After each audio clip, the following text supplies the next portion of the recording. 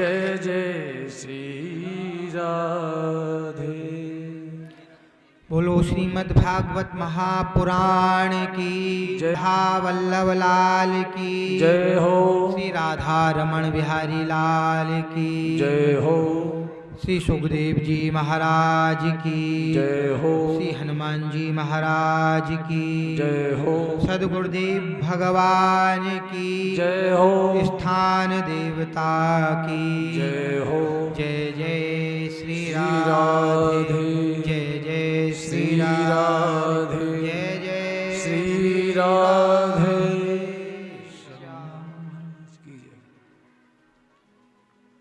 हरि परम मंगल में परात्पर अकारण करुणा वर्णालय भक्त वांछा कल्प तरु तनिंदित विनिंदित पीतांबर धारी श्री बाल कृष्ण लाल की वांगमयी मूर्ति श्रीमद् भागवत महापुराण।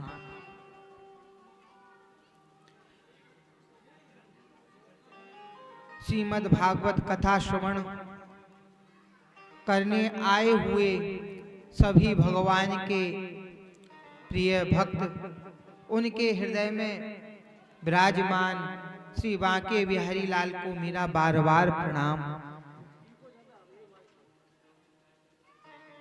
ब्राह्मण देव और इस पवित्र स्थल पर आई हुई सिद्धियां, उन सभी को बारंबार प्रणाम। भूमंडल के आचार्य चक्रचूड़ामणि श्रीमद् वल्लभ महाप्रभु जी के श्री चरणों में मेरा प्रणाम। श्री श्री गोवर्धन नाथ के चरण कमलों में हमारा और आपका सभी का साष्टांग दंडवत और प्रणाम।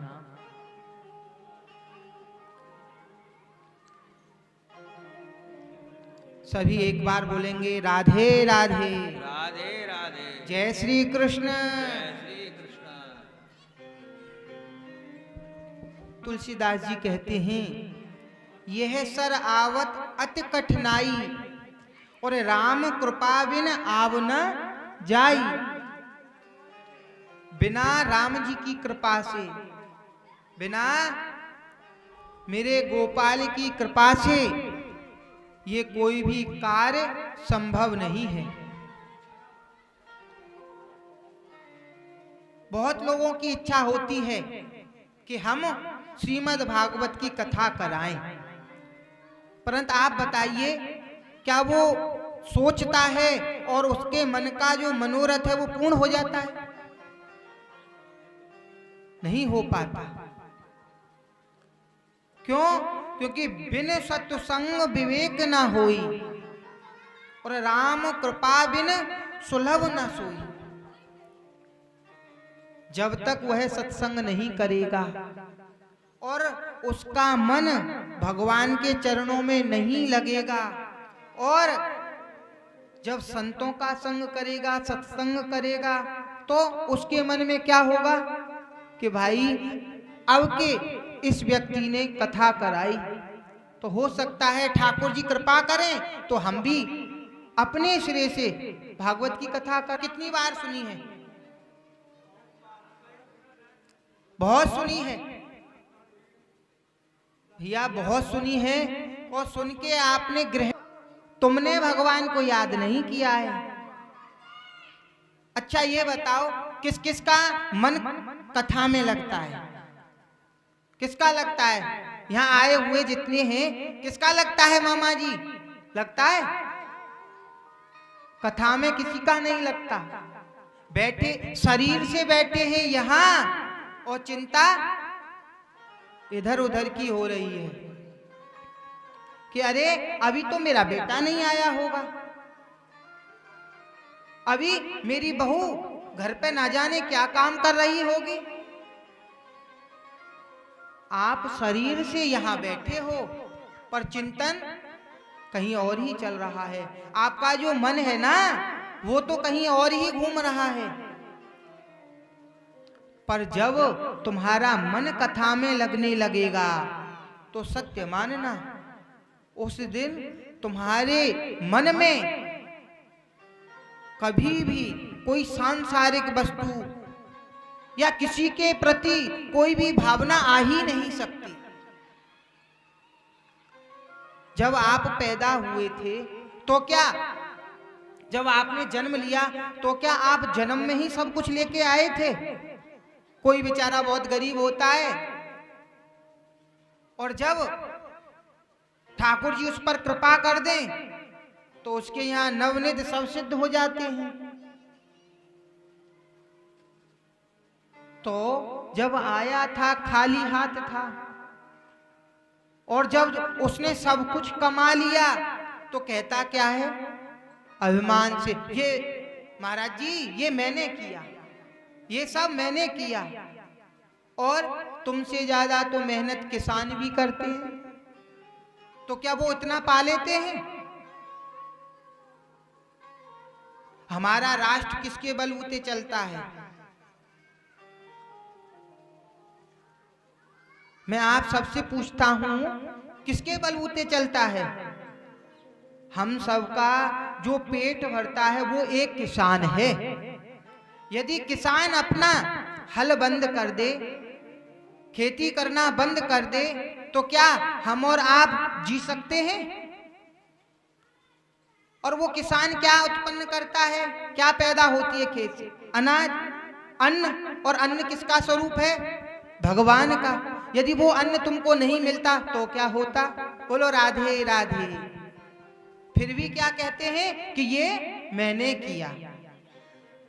यदि तुमने किया, तुम तो केवल एक माध्यम हो, करने वाला तो ठाकुर जी है।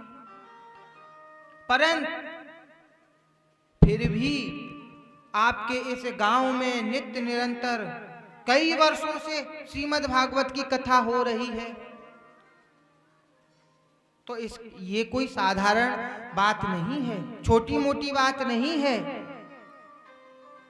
एक नहीं, जन्म जन्मांतर के जब पुण्य उदय होते हैं तभी व्यक्ति कथा सुन पाता है और कथा करवा पाता है। आज हम यहाँ बैठे हैं श्रीमद् भागवत की कथा श्रवण करने के लिए, पर भाई कथा श्रवण कर रहे हैं तो उससे होता क्या है? अब हमें पता नहीं है कि अमुक आदमी कैसा है, तो क्या हम उसके पास जाएंगे? पहले हम उसकी छानबीन करेंगे, वो ठीक है कि ऐसे ही है, उससे मिलने से कोई लाभ होगा कि नहीं होगा। तो भागवत में जो पद्म पुराण से लिया गया श्रीमद् भागवत का महात्म, आप वो श्रवण करेंगे कि इसके सुनने से क्या होता है, कथा की विधि क्या है, और इसे कौन कौन सुन सकता है, कौन कौन पापी इसे सुनकर के तर गए हैं। तो सबसे पहले यहाँ पर व्यास जी महाराज ने मंगलाचरण किया, तो आइए हम और आप सब मिलके मंगलाचरण करते हैं। और आप भी बोलेंगे, हम भी बोलेंगे। सच्चिदानंद रूपाय विश्वोत्पत्त्यादि हेतवे विश्वोत्पत्त्यादि हेतवे तापत्रय विनाशाय श्री कृष्णाय वयं नुमः। श्री कृष्णाय वयं नुमः। अब सबसे पहले मंगलाचरण में किसको नमस्कार किया गया है?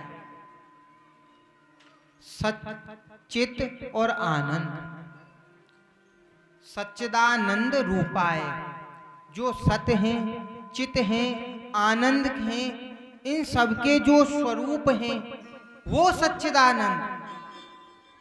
अब भैया यहाँ पर सत्य कह करके संबोधन किया, पर सत्य कहते किससे हैं? हम संसारी जीव बात बात में झूठ बोलते हैं। हमारा कोई भी काम ना बने और झूठ बोलते हैं तो काम बना लेते हैं। ऐसा है कि नहीं? मैं गलत बोल रहा हूं?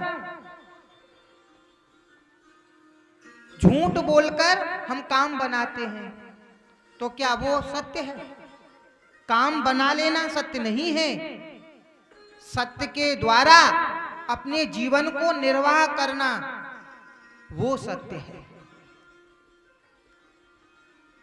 चित अब उसको, जो हमारा सत्य है, उसको पहचानने के लिए तो मन में प्रकाश होना चाहिए कि भाई कौन सही है कौन गलत है। आंखों से हम संसार को देखते हैं, जिस भगवान ने जो आंख दी है संसार को हम देखते हैं, परंतु यदि वो परमात्मा हमें सूर्य नारायण, जब रात्रि हो जाती है, अंधेरी रात्रि में कौन कौन देख लेता है भैया? कोई देख पाता है? कोई नहीं देख पाता। और एक सूर्य जब निकलता है तो सारे अंधकार को खत्म कर देता है, नष्ट कर देता है। ठीक उसी प्रकार सत्य को जानने के लिए अपने हृदय में उसके प्रति प्रकाश होना चाहिए, अच्छे बुरे की समझ होनी चाहिए। और आनंद, आनंद की परिभाषा तो भैया बड़े बड़े ऋषि मुनि महात्मा, क्योंकि जो ऋषि मुनि महात्मा हैं वो आनंद कहीं और जगह नहीं ढूंढते।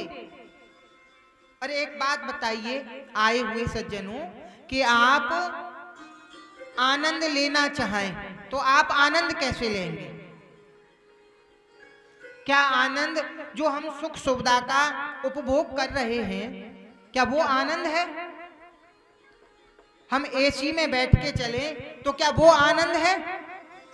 अच्छा खाने को मिल जाए, 56 भोग मिल जाए, तो क्या वो आनंद है? वो तो इस शरीर की पूर्ति है। अच्छे मोटे मोटे गद्दे पर सोने के लिए मिल जाए, बड़ा महल हो, तो क्या वो आनंद है? फिर भी मैंने देखा है, मुझसे बहुत लोग मिलते हैं, कहते हैं महाराज मैं इस पीड़ा से ग्रसित हूं, खूब पैसे वाले हैं पर शांति नहीं है। अब शांति मिले कैसे? शांति कहीं बाहर तो है नहीं। जो आनंद तुम्हें स्वयं का मन दे सकता है, ये मन क्या है? मन इधर उधर भटकता है। भगवान ने ये संसार जब रचाया तो इसमें माया भी डाली, ये मेरा वो मेरा और तू तेरा। अब आनंद है क्या? एक छोटा सा दृष्टांत मैं आपको सुनाता हूं कि एक नगर के बाहर एक त्यागी महात्मा रहते थे, झोंपड़ी बनाकर। उन्होंने अपने जीवन में कोई संग्रह नहीं किया, सब कुछ त्याग कर कुटिया बनाकर रहते थे। एक दिन वह मार्ग में जा रहे थे तो उनको एक चांदी का सिक्का मिला। चांदी का सिक्का उन्होंने अपनी आंट में लगा लिया। अब जब कुटिया में आते तो उनके पास छोटे छोटे बालक भी आ जाते, नगर के लोग भी उनके यहाँ सत्संग करने आ जाते और कहते कि भाई बड़ा त्यागी महात्मा है, बहुत अच्छा है। एक दिन क्या हुआ, उनके जो वो चांदी का सिक्का था वो गिर गया। अब जैसे ही सब लोगों ने देखा, कहने लगे अरे ये बाबा काय का त्यागी है, इसने तो ये चांदी का सिक्का रख रखा है। एक सज्जन बोले बाबा तुम तो त्यागी हो, इसका क्या करोगे? इसे इस बच्चे को दे दो, इसके कुछ काम आ जाएगा, तुम तो त्यागी हो। ये गरीब है। एक गरीब पुरुष की ओर हाथ करके कहा कि ये गरीब है, इसे दे दो। बाबा ने कहा नहीं, मैं इसे नहीं दूंगा, ये गरीब नहीं है। बाबा ने रख लिया। बाबा अपनी कुटिया में बैठे थे तो एक दिन एक राजा दूसरे राजा पर चढ़ाई करने के लिए जा रहा था, उसकी सेना को मार रहा था। तो बाबा ने एक मंत्री से पूछा कि भैया ये कहाँ का राजा है, कहाँ जा रहा है और इसको करना क्या है। उन्होंने कहा कि भगवान ये राजा दूसरे राजा को मारने के लिए जा रहा है। क्यों? क्योंकि उसको समाप्त कर देगा, उसका जो धन है उसे अपने राजकोष में जमा कर लेगा, तो इससे उसके राजकोष का जो धन है वो बढ़ जाएगा। बाबा की बात समझ में आ गई। बाबा ने कहा भैया क्या मैं आपके राजा से मिल सकता हूं? कि हाँ मिल सकते हो, जब मैं तुमको कहूं तब तुम आ जाना और मिल लेना। ऐसा ही हुआ। एक दिन उस मंत्री ने बाबा से कहा और बाबा राजा से मिलने के लिए गए और राजा से मिलकर जब संत भगवान ने कहा कि हे राजन मैं तुमको कुछ देना चाहता हूं। मान की बाबा तुम मुझे क्या दोगे? नहीं अपना हाथ तो आगे करो। तो बाबा ने एक चांदी का जो सिक्का था उनके हाथ पर रख दिया। राजा ने पूछा तुम ये क्या करते हो बाबा, मेरे हाथ पर क्यों सिक्का रखा? तो बाबा बोले कि भैया इतने दिनों से मुझे कोई गरीब नहीं मिल रहा था, निर्धन नहीं मिल रहा था, इसलिए ये सिक्का मैंने तुमको दिया है। तो कहने का अभिप्राय कि तुम्हारे पास इतना धन होते हुए भी तुम संतुष्ट नहीं हो, उस दूसरे राजा को मारकर उसका कोष अपने कोष में जोड़ना चाहते हो और फिर कहते हो कि हमें शांति नहीं मिल रही। आज भी यही गति हमारी और आपकी है। तो आनंद मिलेगा जब आप स्वयं आनंद लोगे। कथा में आए बहुत से सज्जन आते हैं, मन तो करता है कि यहाँ व्यास जी ताली बजवा रहे हैं, सब जब भजनों में नाचते हैं तो हम भी नाचें, परंतु उसका मन तो करता है कि मैं भी नाचूं, मैं भी दो ठुमका लगाऊं, परंतु किसके मारे नहीं नाचते? अरे ये मेरा पड़ोसी कोई बैठा है, ये मेरा मित्र बैठा है।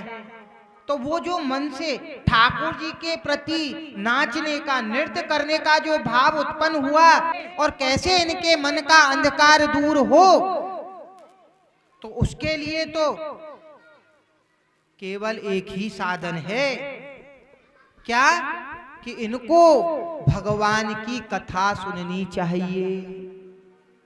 नित्य निरंतर एक ही काम, क्योंकि ये जो समय है ये दिन दिन बढ़ता है। आजकल क्या चल गया है कि हम अपने बच्चे का जन्मदिन मनाते हैं, सब मनाते हैं। अब इसमें बेचारे जो बड़े बूढ़े माँ बाप हैं उनकी तो कोई सुनता नहीं। अब बहू से और बेटा से कह दें तो बस वहीं लड़ाई शुरू। जबकि आप जानते हैं जिस बच्चे का जन्म हुआ तो उस दिन वह 100 वर्ष का था, कोई 80 वर्ष का था, और हम जब जन्मदिन मनाते हैं किस उपलक्ष्य में कि ये 24 साल का हो गया, या ये 20 साल का हो गया, या 25 साल का हो गया। अरे भैया इसके 100 वर्ष में से इतने वर्ष तो निकल गए और तुम इनका जन्मदिन मना रहे। भागवतम शास्त्रम कलौ कीरेण भासितम। इस जीव को जो मृत्यु का डर लग रहा है, ये काल रूपी ब्याल के मुख में जो बैठा हुआ है कि ना जाने मेरी कब मृत्यु हो जाए, इसके भय को दूर करने के लिए तो केवल एक ही साधन है, वह है श्रीमद् भागवत की कथा। आप श्रीमद् भागवत की कथा नित्य निरंतर सुनो, जिससे इस संसार का भी और आपका भी जो अंधकार है वो दूर हो जाए, और इससे बढ़कर कोई और शुद्धि का कारण नहीं है। एतस्मनः एतस्माद् परम किंचन मनः शुद्ध्यै न विद्यते जन्मांतरे भवेत् पुण्यम तदा भागवतम लभेत्। इससे बढ़कर कोई दूसरा और साधन नहीं है, क्योंकि जो भागवत है उसका जो पहला शब्द है वो है भा। जो भा शब्द है वो कीर्ति का वाचक है, गा शब्द ज्ञान का सूचक है और वा शब्द सर्वभीष्ट फल देने वाला है और ता विस्तार का वाचक है। जब चारों अर्थ धर्म काम मोक्ष चारों पदार्थ आपको भागवत श्रवण करने से प्राप्त हो रहे हैं तो हम और किसी साधन का क्यों आश्रय लें। और इसी का आश्रय हे शौनकादिक ऋषियों, इसी का आश्रय राजा परीक्षित ने लिया। जब श्री सुखदेव जी महाराज राजा परीक्षित को श्रीमद् भागवत की कथा श्रवण करा रहे थे, उस समय देवता अमृत का कलश लेकर के सुखदेव जी महाराज के समीप में आए और आकर के कहने लगे कि हे सुखदेव जी महाराज, आप ये जो कथामृत है ये हमें पान कराएं और ये जो सुधामृत है ये आप इस परीक्षित को पिलाएं, जिससे इसकी मृत्यु नहीं होगी और हम आपका जो कथामृत है उसे श्रवण करेंगे तो हम भी कृतार्थ हो जाएंगे। तो यहाँ पर सुखदेव जी महाराज ने विचार किया, क्योंकि ये देवता हैं, ये स्वार्थ लाग करें सब प्रीति, ये स्वार्थी हैं, अपना लाभ जिसमें देखते हैं तभी ये किसी के पास जाते हैं। आज इनको अपना लाभ दिख रहा है तो ये अमृत कलश लेकर आए हैं। तो यहाँ पर सुखदेव जी कहते हैं, अरे कहाँ कांच और कहाँ बहुमूल्य मणि, इन दोनों की कहीं तुलना हो सकती है, परंतु इनके मन में भावना नहीं है। यदि भावना होती तो मैं इन्हें कथामृत का पान कराता, तो उन्हें अभक्त समझकर अभक्ता इष्टास्य विज्ञाय न ददौ स कथामृतम, उन्होंने अभक्त समझकर उनसे कहा कि तुम्हें मैं कथा का दान नहीं करूंगा, यहां से तुम चले जाओ। तुम्हारे मन में विनिमय करने की भावना है, अदला बदली की भावना है, तो वो प्रेम थोड़ी है, वो तो केवल व्यापार है। और व्यापार भैया, व्यापार कभी ना कभी तो लॉस में भी जाता है। बोलो राधे राधे। परंतु राजा परीक्षित ने एक संत का आश्रय लिया है, तो संत उसे कैसे वंचित कर देते। और जब कथा सुनाई और राजा परीक्षित को मोक्ष प्राप्त हो गया और देवताओं ने जाकर के ब्रह्मा जी से कहा, तो यहां ब्रह्मा जी ने आज तराजू ली और एक पढ़ने में तो जितने भी धर्म के ग्रंथ थे, जप तप होम आदि सब उसमें रख दिए और एक पल्ले में श्रीमद् भागवत को विराजमान कराया। और यहाँ जब तुलना करने लगे, लघुनन्यानि जातानि गौरवेण इदम महत्, दोनों की जब तुलना करने लगे तो जो श्रीमद् भागवत का पल्ला था वही नीचे झुका। और भैया, जिसमें भजन होगा, जिसमें कुछ सार होगा, वही तो नीचे जाएगा। तो सिद्ध हो गया कि जो श्रद्धा पूर्वक निष्ठा पूर्वक इस श्रीमद् भागवत की कथा को श्रवण करेंगे वो निश्चित ही मोक्ष प्राप्त करेंगे। बोलो राधे राधे। और इसी कथा को, श्रीमद् भागवत की कथा को सप्ताह विधि से श्रवण कराया सनकादिक ऋषियों ने श्री नारद जी महाराज को। अब सौनकादिक ऋषि पूछने लगे, भगवान आप ये क्या कह रहे हैं? वो तो 2.5 घड़ी से अधिक कहीं ठहरते नहीं, फिर उनको क्या आवश्यकता पड़ गई? और उन्होंने 7 दिन की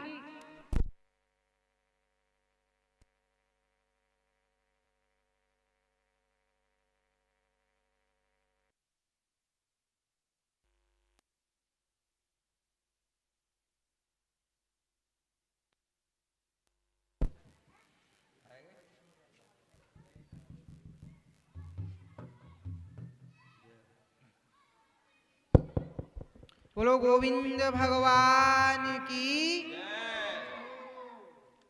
नारद जी ने इस कथा का श्रवण कहाँ किया और कैसे सनत कुमारों से भेंट हुई?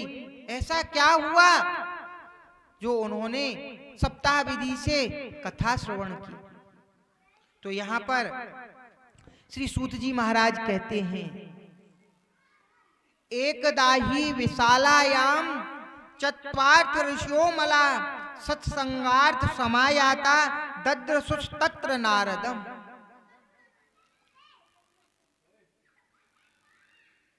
हे सौनकादिक ऋषियों, एक बार सत्संग की भावना से विशालपुरी बद्रिक आश्रम में सनक, सनंदन, सनातन, सनत कुमार, ये 4 भाई हैं। सनक, सनंदन, सनातन, सनत कुमार। और इनको एक संग जब बोलते हैं तो सनत कुमार बालक कह देते हैं। कौन से 4 बालक? आप हमारे साथ बोलेंगे, सनक, सनंदन, सनातन, सनत कुमार। भैया अब जब 7 दिन तक कथा चलेगी तो हम आपसे कुछ ना कुछ बुलवाते ही रहेंगे। बोलो राधे राधे। कथा का महत्व ही ये है कि आपसे भी ठाकुर जी का नाम निकलता रहे। बोलो राधे राधे। जब नारद जी ने बद्रीनाथ धाम में इन्हें चाहिए, नारद जी बड़े चिंतित हैं और पूछने लगे, कथम ब्रह्मन दीन मुख कुतश्चिंता तुरो भवान त्वरतिम गम्यते कुतः कुतश्चागमनम तव। हे नारद जी, क्या हुआ? आप इतने व्यथित क्यों हैं? क्या आपको किसी चिंता ने ग्रसित, आपको किसी चिंता ने पकड़ लिया है? आपका जो मुख है वो ऐसा दिखाई देता है जैसे कि कोई कृपण व्यक्ति का कोई चोर धन चुरा करके ले जाए। परंतु आपके पास तो ऐसा कोई धन भी नहीं है जो कि कोई चुरा करके ले जाएगा। फिर आपका ये मुंह क्यों उतरा हुआ है? भैया आपने भी देखा होगा, जब कोई व्यक्ति ज्यादा सोचता है तो सामने वाला देख करके ये बता देता है, भैया क्या हुआ। आजकल जो उनका चेहरा है वो ही सब कुछ बयान कर देता है, किसी से कहने की जरूरत नहीं। जब देखा कि भाई तुम्हारे पास तो कोई धन भी नहीं है जिसे कोई चोर चुरा ले, तुम्हारे पास तो, संतों के पास तो एक ही धन होता है, वो क्या? हमारो धन राधा श्री राधा, श्री राधा हमारो राधा श्री राधा श्री राधा हमारो धन राधा श्री राधा श्री राधा हमारो धन राधा श्री राधा श्री राधा परम धन राधा राधा राधा राधा राधा परम धन राधा राधा राधा राधा राधा परम धन राधा राधा राधा राधा राधा परम धन राधा राधा राधा राधा राधा हमारो धन राधा श्री राधा श्री राधा श्री राधा हमारो धन राधा श्री राधा श्री राधा परम धन राधा राधा राधा राधा राधा परम धन राधा राधा राधा राधा राधा परम धन राधा राधा राधा राधा राधा परम धन राधा राधा राधा राधा राधा ऐसे नहीं, हाथ उठा करके, हमको तो आवाज यहाँ आ ही नहीं रही। हाथ उठाइए, आप सब उठाइए और बोलिए परम धन राधा परम धन राधा श्री राधा श्री राधा संतन को धन राधा श्री राधा श्री राधा जीवन धन राधा राधा राधा राधा राधा जीवन धन हमारो धन राधा श्री राधा श्री राधा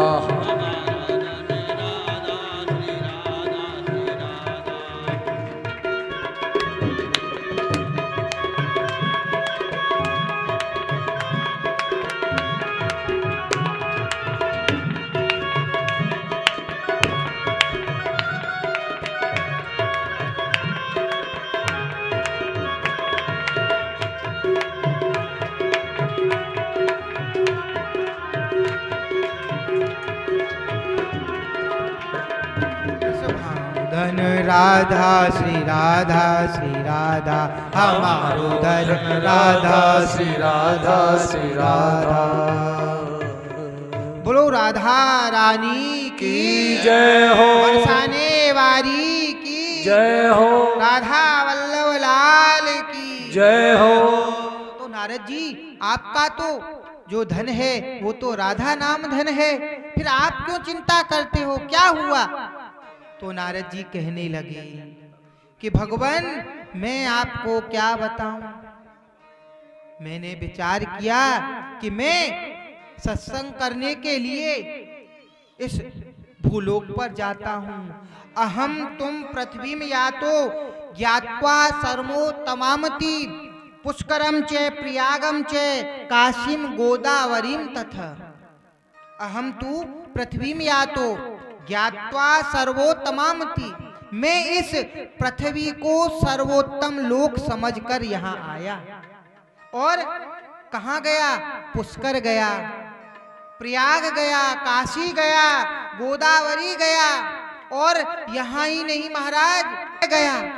परंतु मैंने क्या देखा?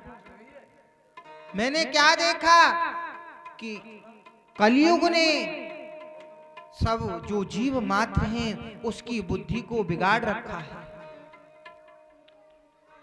ना यहाँ कोई सत्य बोलता है, ना यहाँ कोई तप करता है, और शुद्धता तो महाराज रही नहीं, और बात बात पर असत्य भाषण बोलते हैं। और महाराज इतना ही नहीं, एक आश्रम के बगल से जब मैं निकला तो वहां बहुत शोर हो रहा था। मैंने पूछा भैया ये जो आश्रम है किसका है? एक सज्जन ने कहा कि ये मौनी जी का आश्रम है। जब मैंने सुना मौनी जी का, और मौनी जी के आश्रम में इतना शोरगुल, और एक महात्मा का बहुत बड़ा विशाल आश्रम बना हुआ था, मैंने पूछा ये आश्रम किसका है? तो सुनाई पड़ा, सज्जन ने कहा कि ये त्यागी जी का है। महाराज संत भी अब त्याग वृत्ति के नहीं रहे। अब संत भी महल बनाने में लग गए हैं। जिन संतों को नित्य निरंतर भजन में लगे रहना चाहिए, जिनका सर्वस्व भजन है, भाई संत क्यों बना जाता है? बताइए, संत क्यों बनते हैं? घर का त्याग क्यों करते हैं कि हम घर का त्याग करेंगे और ठाकुर जी का भजन करेंगे? परंतु अब उल्टा हो रहा है। हम संत बनेंगे तो क्या करेंगे? 2 4 10 चेला बनाएंगे, फिर चेलाओं से कहेंगे तू हमारा आश्रम बन गया। फिर उसका और तृष्णा बढ़ी क्या कि उसका उत्तराधिकारी कौन होगा? तो आप बताइए, इससे अच्छा गृहस्थ है कि सन्यास लेना? सबसे बड़ा जो धर्म है वो गृहस्थ आश्रम है। और महाराज, जो संत होते हैं ना, संत तो अलग ही दिख जाते हैं। संत को जिसके ऊपर कृपा करते हैं वो तो घर में रह के भी भजन। तो विचार आया, क्यों ना गृहस्थ में रहने वाले जो जीव हैं उनका भी परिवार देख लिया जाए कि वो कैसे निर्वाह कर रहे हैं। महाराज, वहां तो और भी दशा बिगड़ी हुई थी। आज कोई बेटा अपने पिताजी से, अपनी माताजी से, अपने दादाजी से, दादी से कोई मुहूर्त नहीं पूछता। यदि किसी सज्जन को, किसी को भी कोई कार्य करना है तो पहले तो घर का एक मुखिया होता, वो 10 लोगों से पूछता, भाई ये ऐसा कर लें तो कैसा रहे। परंतु अब सब उल्टा हो गया। अब तो घर में श्रीमती जी की चलती है। अब कोई किसी का कहा नहीं मानता। यदि कोई पूछने भी लगते हैं, पहले पूछते थे, जैसे किसी की शादी है, पूछा कि भाई बोलो राधे राधे। किसी ने पूछा भाई किसी के घर में शादी है तो अब क्या करना चाहिए, पिताजी से सलाह लें। अब सलाह पिता की नहीं, किसकी लेते हैं? ससुराल वालों की। जो पत्नी का भाई है उससे पूछेंगे, या जो सास ससुर हैं उनसे पूछेंगे। यदि उनसे नहीं पूछा तो फिर श्रीमती जी लड़ने के लिए तैयार है। और ये कलयुग की सत्यता है, ये मैं नहीं कह रहा, भागवत में लिखा हुआ है। और कोई अयोध्या जाएगा, कोई इलाहाबाद जाएगा, कोई दूर दूर काशी बनारस सब जगह जाएगा, परंतु घर में बैठे हुए माता पिता की कोई सेवा नहीं करेगा। अब भैया, जब घर के देवता ही तुमसे रुष्ट रहेंगे और फिर आकर आप हम व्यास जी से कहो कि व्यास जी हमारा काम नहीं बन रहा, तो भैया जब देवता घर के रुष्ट हैं तो कैसे काम बनेगा? बोलो राधे राधे। वो भी समझता है कब? एक समय आने पर जब वो स्वयं बाप बनता है। महाराज, आजकल तो माता पिता की नहीं, साले की सलाह लेते हैं। और कहा गया है, दीवारे बिगाड़े आरो और घरे बिगाड़े सारो। घर को बिगाड़ता है साला। आप यदि दीवार में ज्यादा मोखे बना देंगे, गड्ढे कर देंगे, तो क्या होगा? आगे चल के वह दीवार खोखली हो जाएगी। और आप सालों की सलाह लेंगे तो क्या होगा? घर में महाभारत होगा। इसका प्रमाण कौरवों ने क्या किया? उनके जो पितामह थे, पितामह भीष्म, उनकी सलाह नहीं मानी।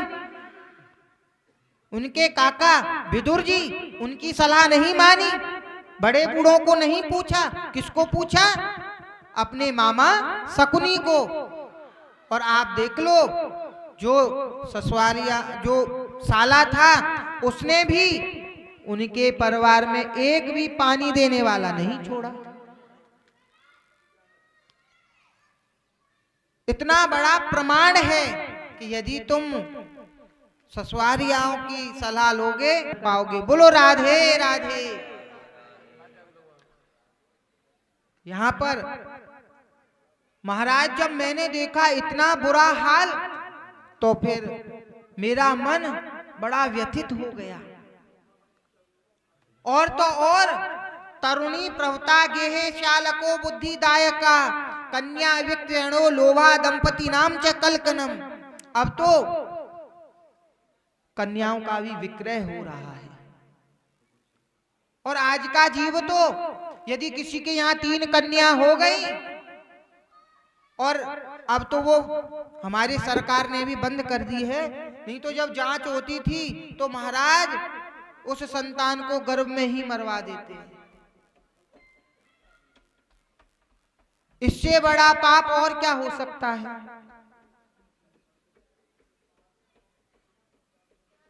महाराज में बड़ा व्यथित हुआ, बड़ा मुझे कष्ट हुआ। तो मैं कलयुग के सभी दोषों को देखता हुआ श्री धाम वृंदावन में आ गया। बोलो राधे राधे। श्री धाम वृंदावन में आया और वृंदावन में आकर मेरे हृदय को बड़ी शांति मिली। मैं जमुना जी के किनारे भ्रमण कर रहा था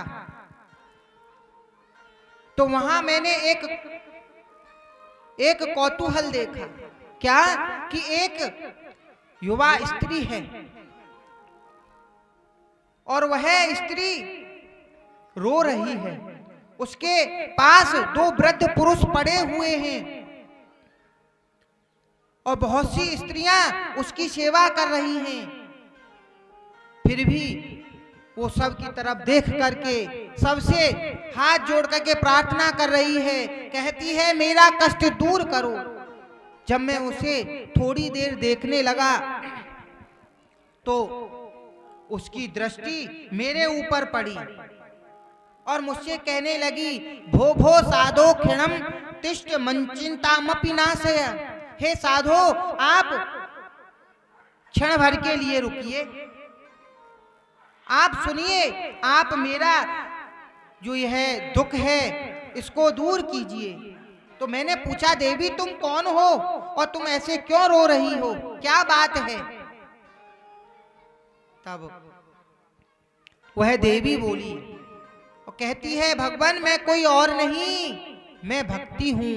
अहम भक्ति ऋतिक्षाता एमौ में तनयो मतो ज्ञान वैराग्य नामानो काल योगे ने जर्जरो। मैं कोई और नहीं, मैं भक्ति हूं। और महाराज ये जो बगल में पड़े हैं ये कोई और नहीं मेरे ही पुत्र हैं ज्ञान और वैराग्य। इस घोर कलिकाल के कारण ये वृद्ध हो गए। नारद जी ने कहा तो देवी ये हुआ कैसे, तुम जवान हो और तुम्हारे पुत्र वृद्ध हैं, इसका क्या कारण। तो भक्ति महारानी कहने लगी मैं आपको सारा वृत्तांत सुनाती हूं। उत्पन्ना द्रविड़े साहम वृद्धिम कर्णाटके गत क्वचित क्वचिन महाराष्ट्रे गुर्जरे जीर्ण ताम गत। हे नारद जी मैं द्राविड़ देश में उत्पन्न हुई, वहां मेरी वृद्धि हुई और कर्नाटके गतः कर्नाटक में मैं पली बड़ी हुई, वहां मुझे थोड़ा पूजा गया। और क्वचिन महाराष्ट्र में भी मैं कुछ पूजी गई। और गुर्जरे जीर्ण ताम गतः जैसे ही मैं गुजरात प्रांत को प्राप्त हुई तो वहां कोई ना किसी से राम राम, ना कोई श्याम श्याम, कोई साधु महात्मा आए ना उसको कोई प्रणाम करता। वहां तो मानो भक्ति का कोई प्रभाव ही नहीं है, सब नास्तिक हो गए हैं। तो महाराज मैं वहां जैसे ही गई तो मैं वृद्ध हो गई और मेरे ये पुत्र भी वृद्ध हो गए। अब भगवान, मैंने वृंदावन की बड़ी महिमा सुनी कि वृंदावन में मेरे ठाकुर जी ने अपनी बहुत बाल लीलाएं की। वृंदावन में यदि कोई भी जड़ चेतन कोई भी जीव जंतु चला जाता है तो उसका कल्याण हो जाता है, क्योंकि वह ब्रज की रज है ही ऐसी। यहां पर मैं श्री धाम वृंदावन के लिए आई, भक्ति महारानी वृंदावन आ रही है।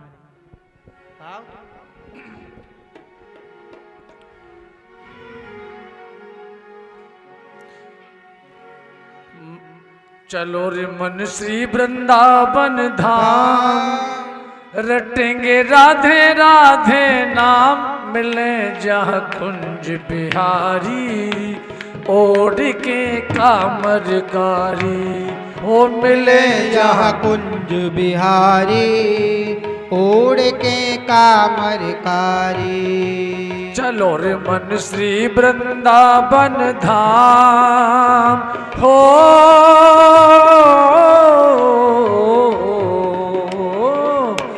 चलो रे मन श्री वृंदावन धाम, रटेंगे राधे राधे नाम, मिले जहाँ कुंज बिहारी, ओढ़ के कामरकारी। मिले जहाँ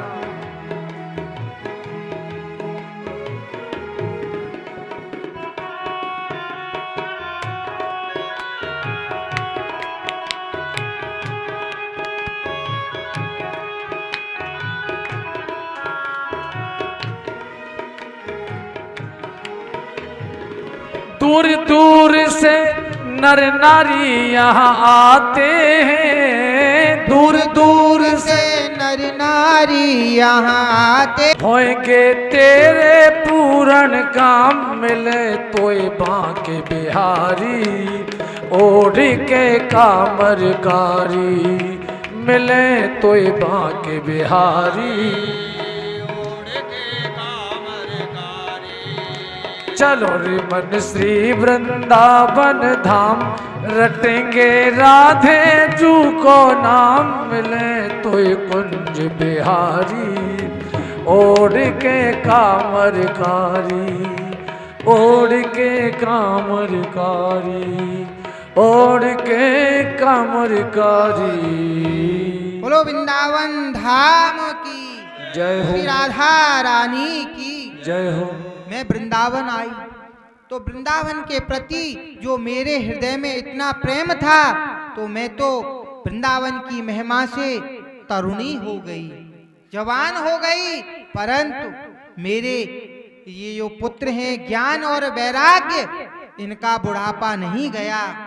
तो महाराज मैं आपसे प्रार्थना करती हूँ, आप कोई ऐसा उपाय करिए जिससे मेरे इन बच्चों का बुढ़ापा दूर हो जाए। कहीं देखने को मिलता है कि बच्चे बूढ़े हों और माता जवान हो। महाराज यही पीड़ा है और मैं इसीलिए रो रही हूं। तो यहाँ पर श्री नारद जी ने कहा कि देवी तुम चिंता क्यों करती हो, चिंता ना करो, तुम्हारा ये जो दुख है दूर हो जाएगा और ठाकुर जी जल्दी ही तुम पर कृपा करेंगे। भक्ति महारानी कहती है, हे संत भगवान आप मुझ पर ऐसी कृपा करो। कैसी? जिस प्रकार आपने जो उपदेश कयाधु नंदन प्रहलाद पर किया, प्रहलाद को जो उपदेश दिया, ध्रुव जी को जो उपदेश दिया, आपके उपदेश को सुनते ही उन्होंने परम पद को प्राप्त कर लिया। आज कुछ उपदेश मेरे इन बच्चों को भी तुम सुनाओ। मैं आपकी वंदना करती हूं। जब नारद जी ने उन्हें बड़ा व्यथित देखा कि ये रो रही है, तो नारद जी ने कहा तुम चिंता ना करो, मैं इन्हें उठाने का प्रयास करता हूं, प्रयत्न करता हूं। तो यहाँ पर नारद जी ने उनके कान में ज्ञान प्रबुद्धताम शीघ्रम रे रे वैराग्य प्रबुद्धताम। और वेद वेदाश्च घोषैश्च, वेद वेदांत का पाठ जोर जोर से किया। और गीता पाठर मुहुर्मुहु, गीता का पाठ भी बार बार सुनाया। पर जब तक वो वेद सुनाते, गीता का पाठ सुनाते, जब तक वो खड़े हो जाते, और जैसे ही पाठ बंद तो वो फिर मूर्छित हो जाते। नारद जी विचार करने लग गए कि ये क्या हो रहा है। मैं इनको बार बार गीता का पाठ सुना रहा हूं, बार बार वेदों का उद्घोष सुना रहा हूं। तो आकाशवाणी हुई और कहा कि हे नारद जी, आप सत्कर्म करो, सत्कर्म करोगे तब ही इनका जो बुढ़ापा है वह दूर होगा। अब महाराज, मेरे मन में बड़ी चिंता हुई कि भाई मैंने वेदांत का पाठ सुनाया तो क्या वो सत्कर्म नहीं था? महाराज, मैं वहां से पूरी पृथ्वी का चक्कर लगाते हुए भ्रमण कर रहा था कि वो है क्या। तो यहाँ पर जब मैं आया तो यहाँ विशालपुरी में आपका दर्शन हुआ। हे संत भगवान, मैं आपसे हाथ जोड़ करके पूछता हूं कि वो सत्कर्म है क्या है, किस प्रकार उन ज्ञान और वैराग्य का जो बुढ़ापा है वो कैसे दूर होगा। तब यहाँ सनकादिक ऋषियों ने कहा, हे नारद जी, ये यथार्थ सत्य है कि तुमने वेदों का पाठ किया, गीता सुनाई, परंतु आप मुझे ये बात बताओ कि जो बहुत बड़ा वृक्ष है, यदि आप उस वृक्ष को खाएंगे तो क्या आपको उसमें कोई स्वाद आएगा? नहीं आएगा। परंतु उस वृक्ष का जो फल है, जैसे मानी कोई आम का वृक्ष है और उसका जो फल है वो है आम, आम को आप खाओगे तो आपकी तृप्ति होगी, आपको आनंद आएगा। उस वृक्ष को खाने से तो कोई आनंद नहीं आएगा। ठीक उसी प्रकार वेद रूपी जो ये वेद हैं, इन वेद रूपी कल्प वृक्ष का जो पका हुआ फल है वो है श्रीमद् भागवत की कथा। बोलो राधे राधे। आप सप्ताह विधि से इनको श्रीमद् भागवत की कथा सुनाओ और इनका सब दुख दूर हो जाएगा। बोलो राधे राधे। अब यहाँ पर नारद जी ने कहा, तो भगवान, मैं इनके लिए एक सुंदर आनंद नामक तट पर आयोजन करूंगा और भक्ति महारानी और ज्ञान वैराग्य से भी कहूंगा कि वो जो हरिद्वार के पास जो सुंदर स्थान है वहां आ जाएं। और विशालपुरी जो बद्रीनाथ है तो वहां से श्री सनत कुमार जी थोड़ा नीचे आ गए और वृंदावन से भक्ति महारानी ज्ञान वैराग को लेकर के वहां पहुंच गई। और यहाँ तीनों बैठकर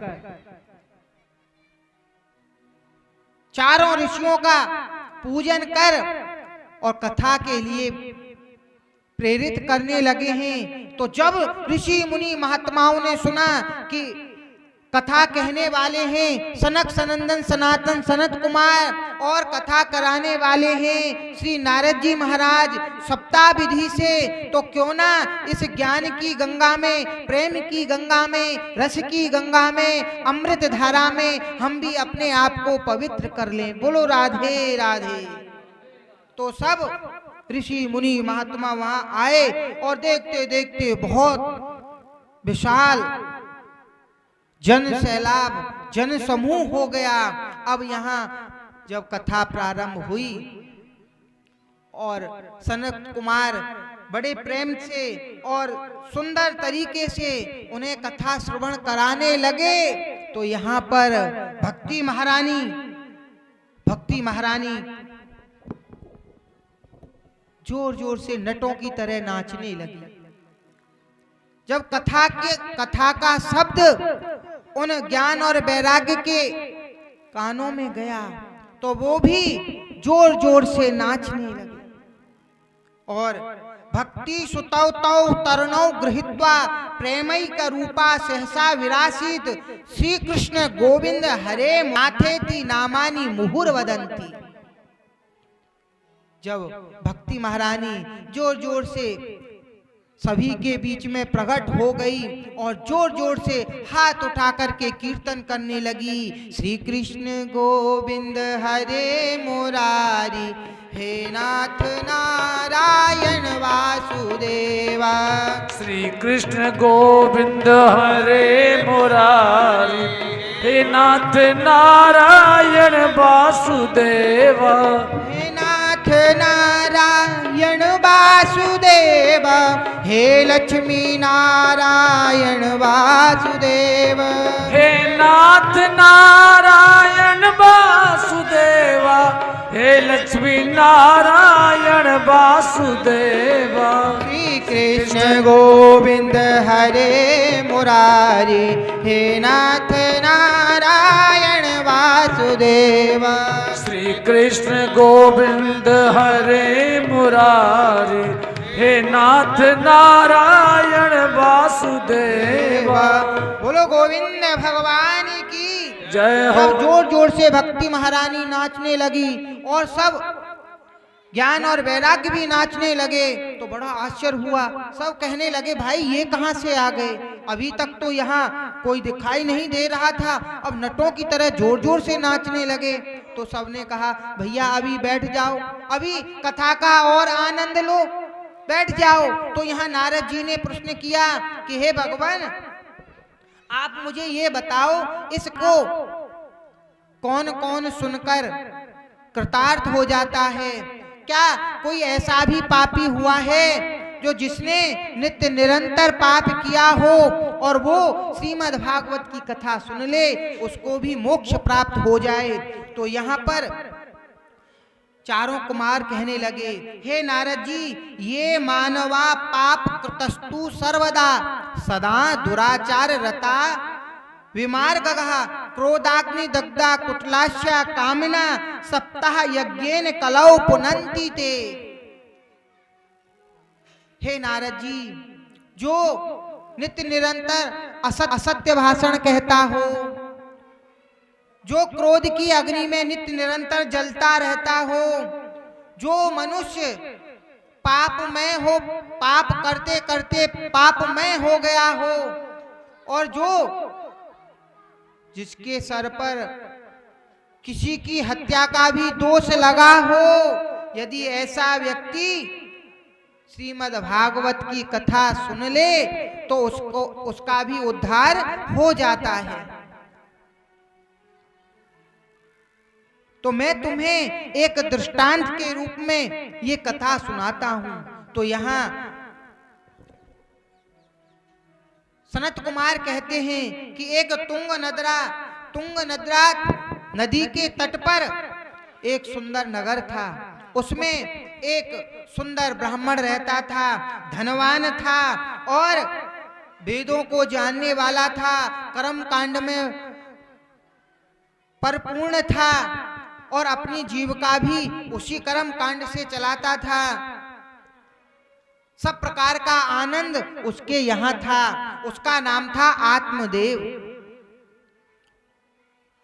और वह ब्राह्मण नित्य निरंतर ठाकुर जी का भी भजन करता था। सब कुछ आनंद था उसके यहाँ, परंतु संतान नहीं थी। उसकी एक पत्नी भी थी जिसका नाम था धुंधली देवी। धुंधली का मतलब है जब आप किसी कांच पर जैसे ओस जम जाती है तो दिखाई नहीं देता, धुंधला धुंधला दिखाई देता, ऐसा ही उसका भी स्वभाव था। जो उससे कहते वो उसको मानती ही नहीं। जब धुंधली देवी जो ब्राह्मण कहता उसका विपरीत करती। सब कुछ था परंतु संतान नहीं थी। एक दिन वह ब्राह्मण बड़ा दुखी मन से और वन के लिए निकल दिया कि जब मेरे संतान नहीं है तो मेरा जीना बेकार है। कहते हैं जिसके यहाँ संतान नहीं होती उसका मुख देखने में भी पाप लगता है। सोच रहा था कि आज मैं अपने आप को समाप्त कर लूं। सामने देखा तो एक सत्संगी पुरुष त्रिकालदर्शी संत जा रहे थे। जैसे ही उस ब्राह्मण को देखा, देख करके कहने लगे, हे ब्राह्मण, कथम रोदसी विप्रेतम काते चिंता बली ऐसे। हे ब्राह्मण, तुम किस चिंता में हो? तुम्हारा तो मुख बड़ा सुंदर है परंतु ये मुरझाया हुआ क्यों है? इस पर विषाद की रेखाएं क्यों हैं? क्या कारण है? जब संत भगवान को देखा, ब्राह्मण उनके चरणों में पड़ गया और चरणों में पड़कर कहने लगे कि हे संत भगवान, सब कुछ है आपकी कृपा से परंतु संतान नहीं है, और जिसके घर में संतान नहीं होती कहते हैं उसका मुख देखने में भी पाप लगता है। आप कृपा करिए मेरे यहाँ कोई संतान हो जाए। और तो और मैं आपको क्या बताऊं भगवान, मेरे यहाँ एक गाय है, उसने भी बछड़ा नहीं दिया है, और कोई भी वृक्ष लगाता हूं वो वृक्ष सूख जाता है। तुलसी का बिरवा है परंतु वो भी सूख जाता है। पता नहीं महाराज, ना गाय के बछड़ा, ना मेरे यहाँ पुत्र, और कोई भी वृक्ष लगाऊं सब सूख जाते हैं। क्या कारण है? हे भगवान, मैं आपसे यही प्रार्थना करता हूं कि आप मुझे आशीर्वाद दें कि मेरे यहाँ पुत्र हो जाए। संत भगवान ने कहा, पुत्र? अरे ब्राह्मण, क्यों पुत्र के चक्कर में पड़ता है? अरे ब्राह्मण, तेरे पुत्र नहीं है तो तू सुखी नहीं, महासुखी है। जब पुत्र होगा तो आगे चल के तेरी क्या इच्छा होगी कि मेरे यहाँ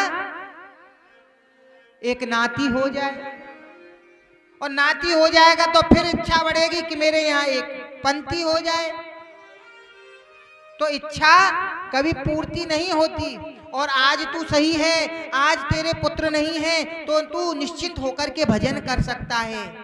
तो मैं तो यही कहूंगा, इस पुत्र के चक्कर को छोड़ और ठाकुर जी का भजन कर। मान की नहीं भगवान, मैं तो आपसे यही प्रार्थना करता हूं कि मुझे एक पुत्र। अब संत भगवान ने जब उसके भाग्य को देखा, टटोला, तो एक क्या 7 जन्मों में इसके पुत्र का सुख ही नहीं। अब 7 जन्मों तक पुत्र का सुख नहीं। अब तो ब्राह्मण रोने लगा, कहने लगा, भगवान अब तो मैं तुम्हारे सामने ही अपने प्राणों को समाप्त कर लूंगा, अब नहीं बच सकता, अभी इस सरोवर में कूद जाऊंगा मैं। अब भगवान ने, संत भगवान विचार करने लगे, भगवान ये क्या हुआ? हम तो इसे पूछने आए थे हालचाल। भैया आजकल किसी का हालचाल पूछने में भी आफत। बोलो राधे राधे। अब दिक्कत कि भाई अब हमने पूछ भी लिया और अब ये मरने के लिए जा रहा है, हमारे सर पर ब्रह्म हत्या लग जाएगी। तो अब संत दयालु थे तो कहा कि चिंता ना कर, तेरे यहाँ पुत्र नहीं है, ले मैं तुम्हें ये एक फल देता हूँ, इस फल को तुम अपनी पत्नी को खिला देना तो तुम्हारे यहाँ एक सुंदर पुत्र होगा। अब उस फल को लेकर के ब्राह्मण अपने घर में आया, अपनी पत्नी धुंधली से कहा, इस फल को खा लेना, हमारे घर में एक सुंदर पुत्र होगा और इसको खा जरूर लेना। तो धुंधली देवी ने उस समय तो हाँ कर दिया कि हाँ भगवान मैं इसको खा लूंगी, आप चिंता ना करें। तो ब्राह्मण देव तो चले गए। अब वो धुंधली देवी उसे देख देख कर विचार करने लगी, अरे कहां से ना जाने ले आए हैं। पड़ोसी और आ गई, उसकी एक सहेली थी पड़ोस में, वो भी आ गई और कहने लगी बहन क्या हुआ। अरे बहन क्या बताऊं, हमारे पंडित जी ये फल लाए हैं, अब ना जाने किस बाबा ने दे दिया है, बाबाओं का क्या भरोसा, अवाल में इसे खा लूं और मुझे कुछ हो गया तो। चलो मानती हूं कि बाबा ने सही दिया है, मैं गर्भवती हो गई और उस समय इस हमारे गांव में आग लग गई तो फिर मैं तो भाग भी नहीं पाऊंगी, सब भाग जाएंगे, मैं तो भाग भी नहीं सकती। एवं कुतर्क योगेन, नाना प्रकार के कुतर्क उसके अंदर आने लगे। तो उसकी सहेली ने कहा कि अरे बहन, पड़ोसन ने कहा अरे बहन तू जो सोच रही है वो सब व्यर्थ है, ऐसा कुछ नहीं होता। जब तुम्हारे ब्राह्मण देवता लाए हैं तो कोई ना कोई कारण होगा और आगे तेरी मर्जी, वो तो चली गई। अब धुंधली की छोटी बहन आ गई रहने, अपनी बहन को भी वही बात बताई कि बहन अब मैं क्या करूंगी, ये तो फल ले आए हैं पर मुझे कोई संतान की आवश्यकता नहीं है, मैं कष्ट सहन नहीं कर सकती। तो यहाँ पर बहन बोली कि बहन तू चिंता क्यों करती है, मैं गर्भवती हूं और मेरे यहाँ धन भी नहीं है, तेरे यहाँ धन है तो धुंधली तू मुझे धन दे देना और मैं तुम्हें अपना पुत्र दे दूंगी। धुंधली ने कहा फिर इस फल का क्या होगा। तो फल, बहन बोली फल का क्या है, इसे तो तुम अपनी गाय को खिला दो, उसके भी तो कोई बछड़ा नहीं होता। तो वो जो फल था गाय को खिला दिया और समय आया ब्राह्मण को तो बहला फुसला करके उन्होंने कह दिया कि मैं अभी तुमसे नहीं मिलूंगी। समय आया, रात्रि में ही उसकी बहन ने एक पुत्र अपनी बहन के यहाँ पहुंचा दिया और धुंधली ने बहुत सारा धन दे करके उसे विदा कर दिया। और विदा करने के बाद अब 3 महीने बाद उस गाय ने भी एक सुंदर पुत्र को जन्म दिया। और वो पुत्र कैसा था, उसका पूरा शरीर तो मनुष्य जैसा, परंतु जो कान थे वो गाय के समान।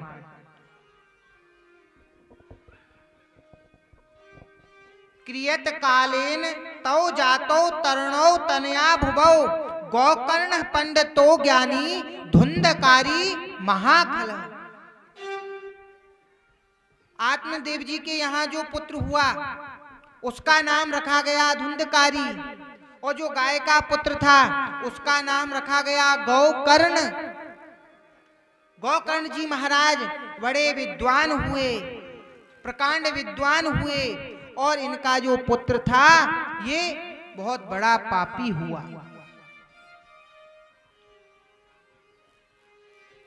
बचपन में जब खेलता तो बच्चों को कुआं में ढकेल देता, मदरा पीने लगा, वेश्यागामी हो गया। इसको देखकर आत्मदेव जी बड़े रोने लगे, पश्चाताप करने लगे। अरे उस संत ने कहा था कि तुम पुत्र के चक्कर में क्यों पड़ते हो, मैंने उसकी बात नहीं मानी और आज मुझे ये दुख भोगना पड़ता है। चिंता कर रहे थे तभी वहां गौकर्ण जी महाराज आए और आज अपने पिता को जब व्यथित देखा तो गौकर्ण जी महाराज ने सुंदर उपदेश किया और कहा कि पिताजी आप क्यों रोते हो, क्यों चिंता करते हो। देहेस्थि मांस रुद्रे अभिमितम त्यजत्वम जाया सुता दिशु सदा ममताम विमुंचः पश्यानिशम जगदिदम क्षणभंग निष्ठम वैराग्य राग रसको भव भक्ति निष्ठ। पिताजी आप किसमें मोह लगा करके बैठी हूँ? इस देह का, देह तो हमारी, जो भी कष्ट होता है देह को होता है। और हमारा देह किससे बना हुआ है? हड्डी, मांस, रुधिर, इससे ही बना हुआ है। भैया इसकी ऊपर की पैकिंग अच्छी है, भीतर से तो सब मलमूत्र भरा हुआ है। बोलो राधे राधे। हाड़ मांस की पेटी चाम में लपेटी, कोई बना बेटा और कोई बनी बेटी। आप छोड़ दो संसार को। बहुत दिन रहे संसार में, तुमको कितनी बार समझाया था, पर तुम्हारी समझ में कुछ नहीं आया। कितनी बार समझायो रे, माने ना है मनुआ, हमारा मनुआ मानता नहीं। अरे अब भी सोच समझ ले प्राणी। बार बार संत आते हैं, हमें समझाते हैं और कहते हैं कि अरे अब तो संसार की आसक्ति छोड़, बन के लिए प्रस्थान कर, पर फिर भी यह जीव नहीं जाता। माया में ऐसा फंसा हुआ है कि बस अपने के सिवा बेटा, पुत्र, पत्नी, धन दौलत, इसके सिवा कुछ दिखता ही नहीं। अब तो केवल एक काम है, आप जाओ और ठाकुर जी के नामों का गुणानुवाद करते हुए अपने इस देह को परम ब्रह्म में लगाओ। 2 श्लोकों में श्री गोकर्ण जी महाराज ने उपदेश दिया और इन्हीं 2 श्लोकों को गोकर्ण गीता कहते हैं। बोलो गोकर्ण जी महाराज की।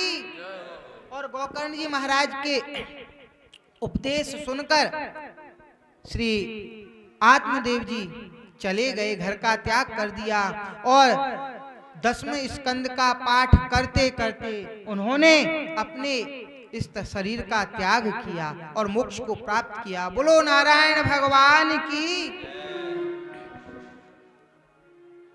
और गोकर्ण जी महाराज तीर्थ यात्रा करने के लिए चले गए। अब तो धुंधकारी ने एक दिन अपनी माता से कहा कि तुम मुझे कुछ धन दे दो, क्योंकि मुझे कहीं जाना है। मदरा पीने के लिए धन मांगा। माता ने कहा धन तो तूने सारा खत्म कर दिया, सब लुटा दिया, मैं कहां से दूं?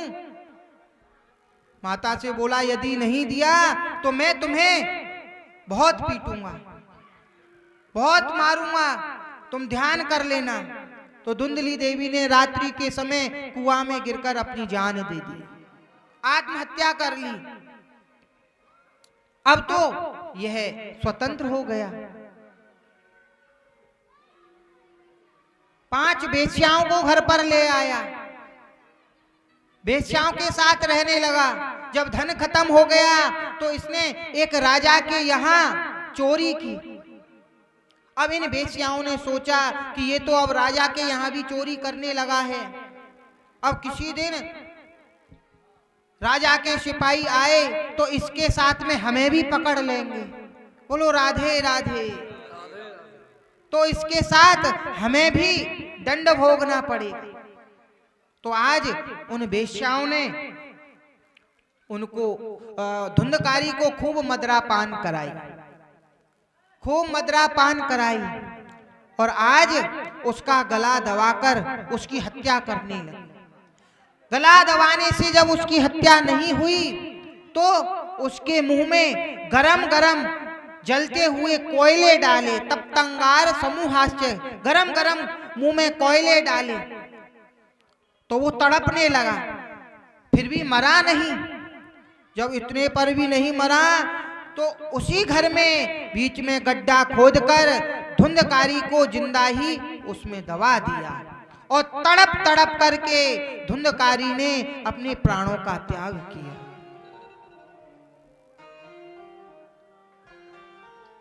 यहाँ पर श्री गोकर्ण जी महाराज तीर्थ यात्रा करके अपने घर लौटकर आए। उन्हें जब तीर्थ यात्रा में पता चला कि उनका भाई नहीं रहा तो वहां गया में जाकर उन्होंने पिंडदान भी किए।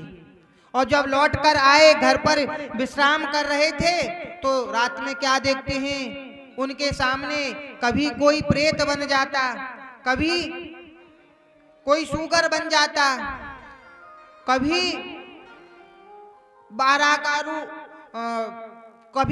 का रूप धर के सामने आ जाता, कभी बैल बन जाता, नाना प्रकार के रूप वह लेने लगा। अब यहाँ जब उन्होंने देखा कि भाई ये कौन है और क्या है, बोलना चाहता है पर बोल नहीं पा रहा, तो यहाँ गोकर्ण जी ने अपने हाथ में जल लिया, उसके ऊपर छिड़का तो वह बोलने लगा, अहम भ्राता त्वदीयोस्मि धुंधकारिति नामतः। हे भ्राता, मैं कोई और नहीं, मैं धुंधकारी हूं, आपका भाई हूं, क्योंकि मरने के बाद धुंधकारी प्रेत योनि को प्राप्त हुआ। उसका मुंह सुई की नोक के बराबर, जो आवाज भी ना निकली, और कहने लगा कि हे भाई, मैंने अपने कर्मों से ही ये गति पाई है, मैंने कभी किसी का कहा नहीं माना, और आज मुझे ये गति प्राप्त हुई है। मैं आपसे हाथ जोड़ करके प्रार्थना करता हूं कि आप मेरे मोक्ष का कोई कारण बताइए। तो यहाँ पर गोकर्ण जी ने कहा कि भैया तुम चिंता ना करो, प्रातः काल होते ही मैं सबसे पूछूंगा कि भाई इनकी मुक्ति का क्या कारण है। प्रातः काल हुआ, गोकर्ण जी ने नगरवासियों से पूछा, नगरवासी कुछ कह नहीं पाए। तब उन्होंने सूर्य नारायण भगवान की आराधना की, उनके रथ को रोक दिया। तब सूर्य नारायण भगवान ने कहा, यदि तुम सप्ताह विधि से इसको कथा श्रवण कराओ तो इसकी मुक्ति हो जाएगी। बोलो नारायण भगवान की। आज श्री गोकर्ण जी महाराज ने श्रीमद् भागवत का एक सुंदर आयोजन किया, अनुष्ठान किया। एक सप्त ग्रंथी बांस में उस धुंधकारी को स्थान दिया, और जब कथा समाप्त हुई तो एक एक करके 7 ग्रंथि फट गईं, और 7वें दिन जैसे ही 7वीं ग्रंथि फटी, एक दिव्य रूप धर करके एक दिव्य पुरुष उनके सामने प्रकट हो गया। बोलो नारायण भगवान की जय हो। और उसे लेने के लिए भगवान नारायण के पार्षद उसके समीप में आ गए, और जैसे ही उन्हें ले जाने लगे, तो जब ले जाने लगे तो गोकर्ण जी ने कहा कि आप इन्हें कहां ले जा रहे हो? कथा तो इन सबने सुनी है, तो इनके लिए विमान भी, इन सब के लिए विमान आना चाहिए था, तो तुम केवल एक ही विमान क्यों लाए? तो उन पार्षदों ने कहा कि हे गोकर्ण जी, तुम्हारे भाई ने जो कथा सुनी उसका मनन भी किया, चिंतन भी किया, बड़े ध्यान से कथा को सुना, और भूखा रहकर इसने कथा सुनी, इसलिए इसकी मुक्ति हो गई। परंतु जो हैं उन्होंने तुम्हारी कथा तो सुनी परंतु उसका चिंतन मनन नहीं किया, इसलिए उनके लिए रथ नहीं आया। पुनः फिर गोकर्ण जी महाराज ने पुनः कथा, सभी ग्रामवासियों ने नियम से कथा श्रवण की, और कथा की पूर्ण आहुति में जब पूर्ण हो गई तो उस समय अनेकों विमान आए, सबके लिए विमान आए हैं, और सबको बिठा करके वो परम धाम के लिए लेके गए। बोलो नारायण भगवान की, गोविंद भगवान की जय हो।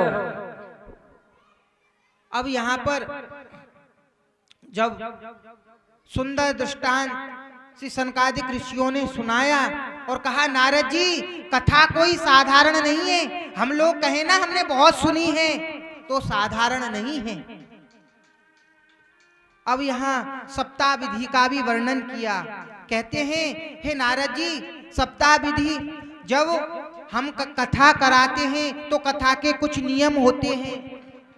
साहब कहते हैं कि जब हम नियम से कथा सुनते हैं तो हमें मोक्ष प्राप्त होता है, और कथा अपनी आत्म शांति के लिए, अपनी देह की शांति के लिए, या भगवान में प्रीति करने के लिए किसी भी कामना से कथा कराई जाए, निश्चित ही वो कामना आपकी पूर्ण होती है, इसमें संशय नहीं है। कहते हैं कि जिस प्रकार अपनी पुत्री का विवाह जो जीव करता है, जो मनुष्य करता है, ठीक उसी प्रकार उतना धन श्रीमद् भागवत में लगाना चाहिए। जो तैयारी एक पुत्री के विवाह में कई महीनों से हो जाती है, ठीक उसी प्रकार श्रीमद् भागवत का चिंतन करते हुए उनकी तैयारी करनी चाहिए। ये यदि विघ्न आता है तो घी नहीं पी सकते तो पय पानम, दूध पी करके सुने। यदि दूध पी करके भी नहीं सुन सकता तो अल्पाहार ले ले। अल्पाहार सुन करके भी मन नहीं लगता तो पूरा आहार ले ले। और कहें कि महाराज हम तो पूरा आहार ले लेते हैं पर फिर भी हमें भूख लगती है, कथा में मन नहीं लगता, तो यहाँ तक कह दिया आप चाहें पूरे दिन में जितनी तुम्हारी इच्छा है जितनी बार भी भोजन करो, परंतु कथा तुम मन से सुनो। बोलो राधे राधे। अब यहाँ आ तो जाते हैं, अब कथा यदि तुम मन से ना सुनो तो फिर उसका कोई फायदा नहीं है। मन कपटी है, वो तुम्हारी लगने नहीं देता। इसीलिए तो बार बार कथा श्रवण करो। जब बार बार कथा सुनोगे, बार बार उसका चिंतन करोगे, मनन करोगे, कब तक तुम्हारा मन हरि के चरणों में नहीं लगेगा। बोलो राधे राधे। और कम से कम ज्यादा नहीं तो 12 ब्राह्मणों को जब पूर्ण आहुति हो जाए तो 12 ब्राह्मणों को अपनी 12 ब्राह्मणों को भोजन कराए। अब महाराज जिसकी सामर्थ्य नहीं हो, भैया ये सबके लिए नहीं है। अब माने कि कोई ठाकुर जी की खूब कृपा है, यदि वो नगर को भोजन कराना चाहता है तो खूब कराए, परंतु जिस पे इतना नहीं है तो वो कम से कम 12 ब्राह्मणों को। अब आप कहेंगे महाराज 12 ही ब्राह्मण क्यों? प्रश्न उठता है कि 12 ही ब्राह्मण क्यों कराएं? क्योंकि भैया भागवत जी में कितने स्कंद हैं? कितने स्कंद हैं? 12 स्कंद। तो एक एक स्कंद के एक एक ब्राह्मण, इसलिए उनको भोजन कराना चाहिए। तो सुंदर जब सप्ताह विधि का वर्णन किया तो सबके देखते देखते वहां भक्ति महारानी प्रकट हो गई हैं, सभी भक्ति में झूमने लगे हैं की जय हो। वहां सनत कुमार भी बैठे हैं, नारद जी भी हैं, भक्ति महारानी भी है, बहुत संत समुदाय भी बैठा हुआ है। वहां कीर्तन होने लगा है और कीर्तन भी कैसे? प्रहलाद तालधारी तरल गति तया, चोद्धवः कांसधारी वीणाधारी सुरर्षि स्वर कुशल तया, राग कर्तार्जुनो भूत इंद्रोवादीन मृदंगम, जय जय शुक्रा कीर्तने ते कुमारा, यत्राग्गे भाव वक्ता सरसर चनिया व्यास पुत्रो बभू।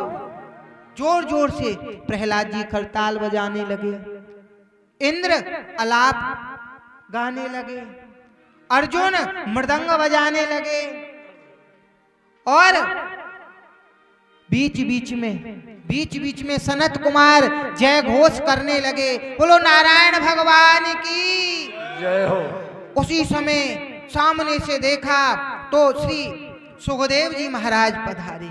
जब सुखदेव जी महाराज ने नारायण भगवान को देखा, नारायण भगवान के श्री चरणों में प्रणाम किया और उद्घोष के साथ श्रीमद् भागवत के श्लोकों का उच्चारण करने लगे, जोर जोर से कीर्तन करने लगे। नारायण भगवान अपने 12 पार्षदों के साथ प्रकट हुए हैं, जोर से भजन होने लगा, कीर्तन होने लगा।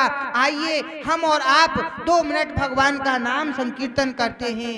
श्री कृष्ण गोविंद हरे मुरारी, हे नाथ नारायण वासुदेवा।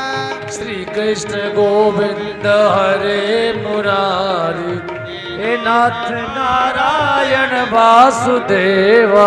श्री कृष्ण गोविंद हरे मुरारी, हे नाथ नारायण वासुदेवा। हे नाथ नारायण देवा, हे नाथ नारायण वासुदेवा। ऐसे नहीं, हाथ उठाकर श्री कृष्ण गोविंद हरे मुरारी, हे नाथ नारायण वासुदेव। श्री कृष्ण गोविंद हरे मुरारी, हे नाथ नारायण वासुदेव। श्री कृष्ण गोविंद हरे मुरारी, हे नाथ नारायण वासुदेव। श्री कृष्ण गोविंद हरे मुरारी, हे नाथ नारायण वासुदेव।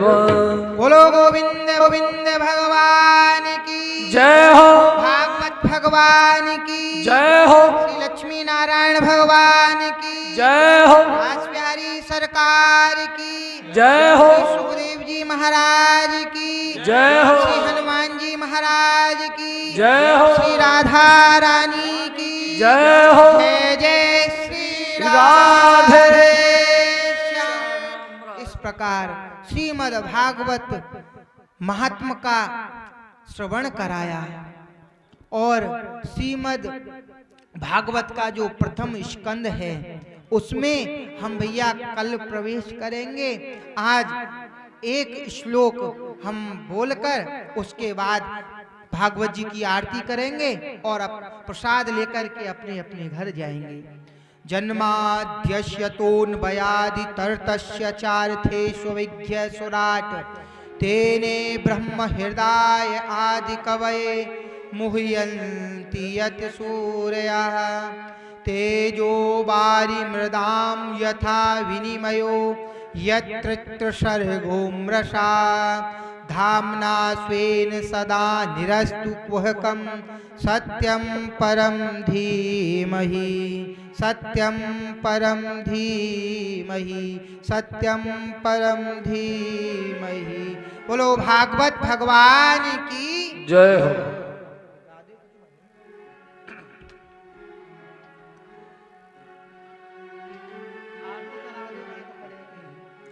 आरती की तैयारी करो।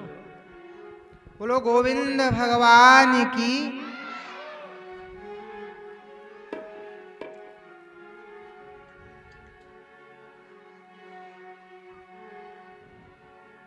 श्री बांके बिहारी तेरी आरती गाऊं, बांके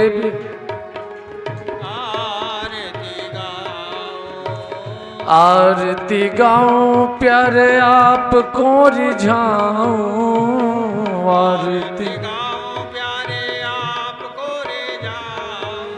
ओ बांके बिहारी तेरी आरती गाऊं, बांके बिहारी तेरी आरती गाऊं।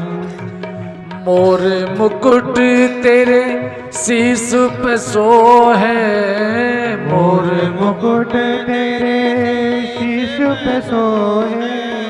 प्यारी बसुरिया मुनि मन मोहे, प्यारी बसुरिया मुनि मन मोहे।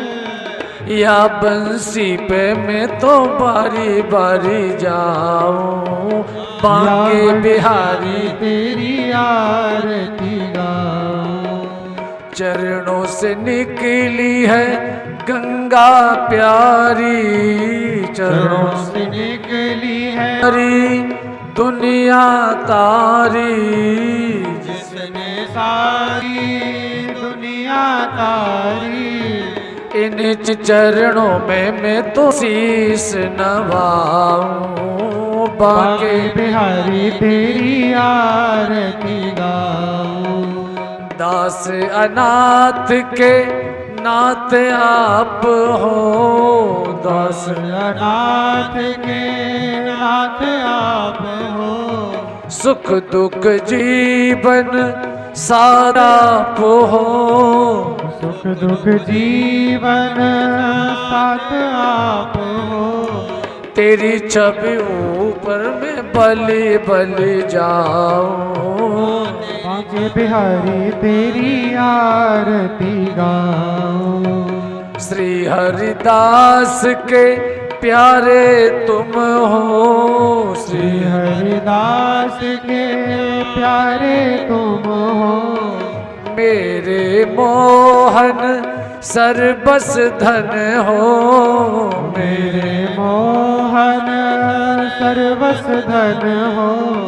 युगल छवि को मैं तो नैनों में बसाऊं, युगल छवि को मैं तो नैनों में बसाऊं। ओ बांके बिहारी तेरी आरती गाऊं, बांके बिहारी तेरी आरती गाऊं।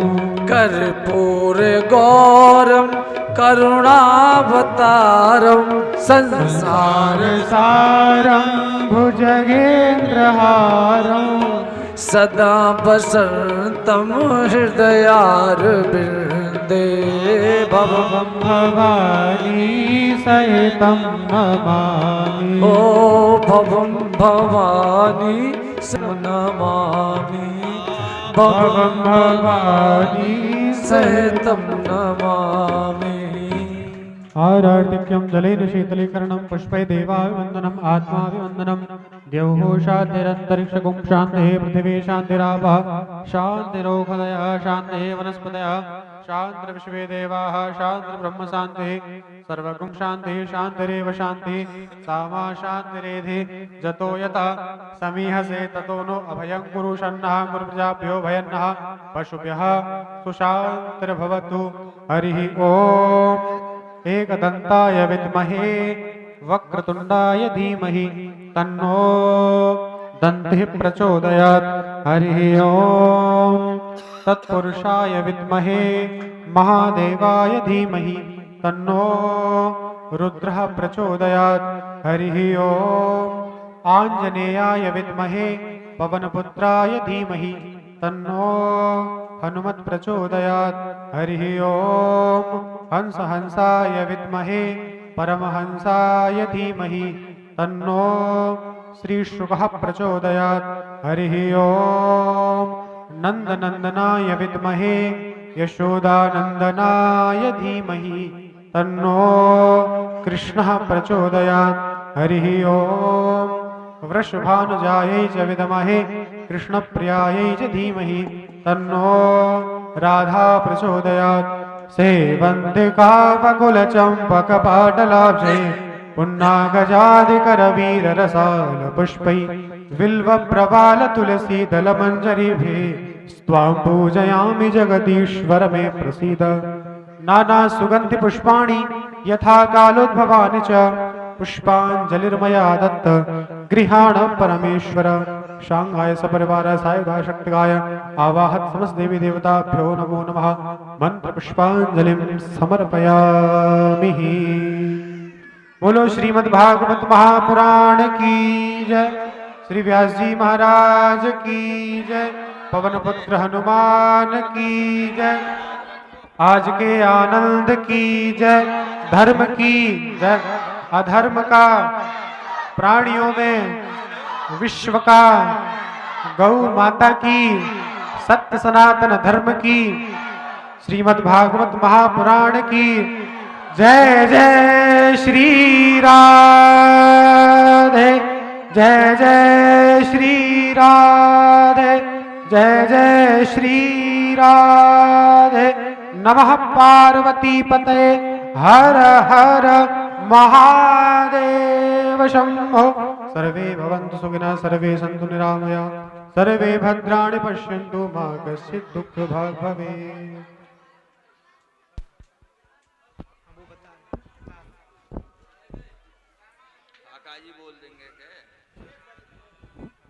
और सभी भक्तजनों को एक आवश्यक सूचना, आपके क्षेत्र में मधुर श्रीमद् भागवत कथा का आयोजन हुआ है।